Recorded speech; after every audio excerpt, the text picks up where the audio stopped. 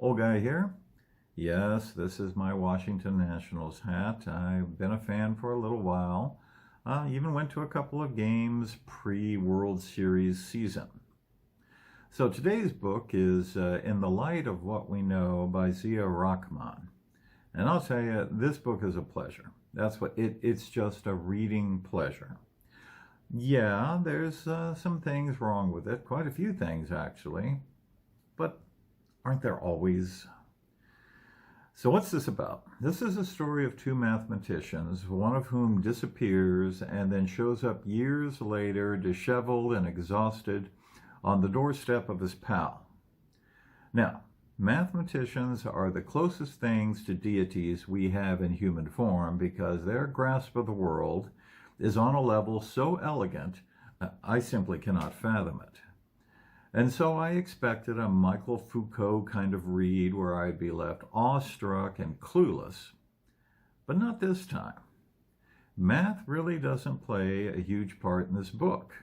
Only some obscure theorem of incompleteness, which is stressed more as a mindset than an explanation. But what the math does is give us the gradual realization that these two deities are as lost as we are. For all their elegant understanding of the world and its systems, they have no explanation for the mundane.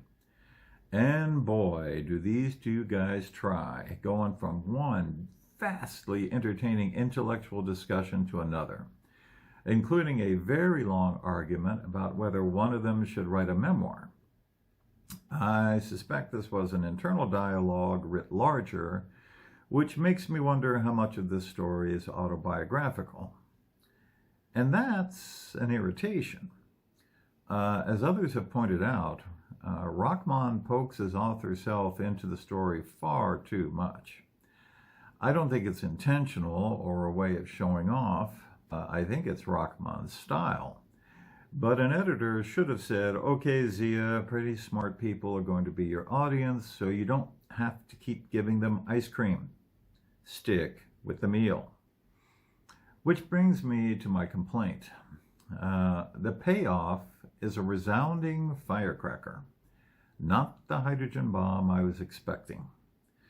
Given the guy's disappearance and where it turns out he was and what he was doing, and his views on God and Islam and the appearance of the Pakistan ISI, there should have been something a little more devastating here. Not that the use of spreadsheets to discover a truth about a lover wasn't, but that's not what I anticipated. And maybe that's the point of two mathematicians telling the story. The real world is somewhat lesser than expected. Old guy here. See you later.